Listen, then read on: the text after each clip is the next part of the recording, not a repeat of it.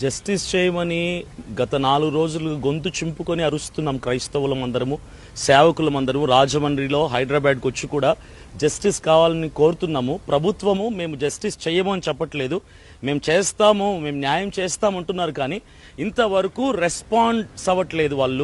వాళ్ళు చాలా నిర్లక్ష్య ధోరణిలో ఉన్నారు. మేమంతా కూడా వేలాది మంది కలిసి పోరాడుతున్నాం న్యాయం కోసము. ఇంతవరకు ఎన్నో ప్రశ్నలు లేవనెత్తాం, ఎన్నో సందేహాలు లేవనెత్తాం, ఎన్నో అనుమానాలు లేవనెత్తాం. ఒక్క ప్రశ్నకు కూడా సమాధానం ప్రభుత్వం నుంచి రాలేదు. పోలీస్ డిపార్ట్మెంట్ పని చేస్తున్నాం అంటున్నారు, కానీ వాళ్ళు పని చేస్తే మరి రిజల్ట్ ఎక్కడుంది? మేము అడుగుతూనే ఉన్నాం. హైదరాబాద్ నుంచి బయలుదేరి కొవ్వూరు బ్రిడ్జ్ దగ్గరకు వచ్చే వరకు కూడా ఆ సీసీ ఫుటేజ్ ఎందుకు బయటకు తీయటం లేదు? ఎందుకు? ఎవరు మిమ్మల్ని ప్రెజర్ చేస్తున్నారు? ఎక్కడి నుంచి అయినా ఒత్తిడి ఉందా? ఎందుకు మీరు ఆ రిజల్ట్ బయటకు తీసుకురావట్లేదు? ఆ ఫుటేజ్ ఎందుకు తీయటం లేదు? ఎవరు ఆపుతున్నారు మిమ్మల్ని? మీరు నోరు తెరిచి మాట్లాడితే we can fight for the justice. ఎందుకు మౌనంగా ఉంటున్నారు? మరొక విషయం ఏంటంటే, అక్కడ టోల్ గేట్ దగ్గర తీసినటువంటి ఫుటేజ్ లో ఉన్న బైక్ మీద ఉన్నటువంటి వ్యక్తి అసలు ప్రవీణ్ పగిడాల గారు కాదు. ఇట్స్ కన్ఫర్మ్ అయింది, ఆయన ప్రవీణ్ పగిడాల గారు కాదు. ఆయన అంత పర్సనాలిటీ ఉన్నాడు. ఆల్రెడీ ఆయనకు సంబంధించినటువంటి ఒక వీడియో ఆ రోజు హైదరాబాద్ నుంచి బయలుదేరటానికంటే ముందు ఆయన ఒక హాల్లో ఒక చిన్నపిల్లలతో సరదాగా గేమ్ ఆడుతూ అదే టీ షర్ట్ తో అదే జీన్స్ ప్యాంట్ తో ఉన్నారు.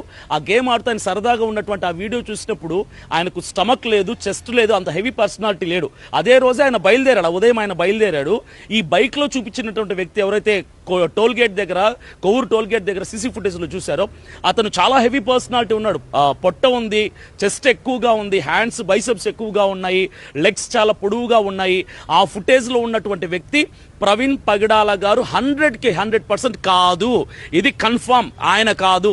ఆల్రెడీ అప్పటికే ప్రవీణ్ పగిడాల గారిని ఎక్కడో అటాక్ చేసి హైదరాబాద్ నుంచి కొవ్వూరు కంటే ముందుగానే మధ్య మార్గంలో ఆయన్ని ఫాలో చేసి అటాక్ చేసి దాడి చేసి అప్పటికే ఆయనను చంపేసి ఆయన ఒంటి మీద ఉన్నటువంటి బట్టలు మరొకటికి తొడిగించి ఫేక్ పర్సన్ క్రియేట్ చేసి ఆ చీకట్లో ఆ బైక్ వేసి పంపించి ఆ రోడ్డు మీద నుంచి బైక్ కూడా పడింది కూడా వేరే వ్యక్తి పడ్డాడు, ప్రవీణ్ పగిడాల గారు కాదు.